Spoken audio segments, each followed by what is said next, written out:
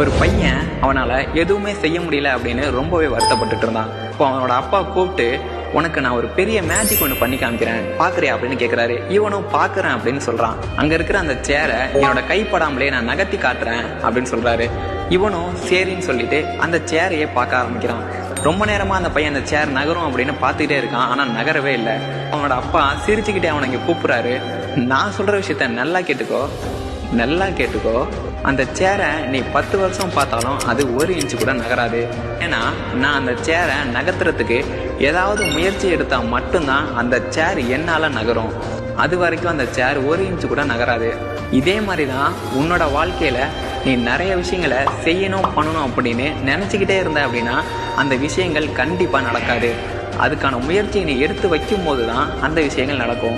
So நீ போய் முயற்சி எடுக்க ஆரம்பி அப்படின்னு சொல்கிறாரு.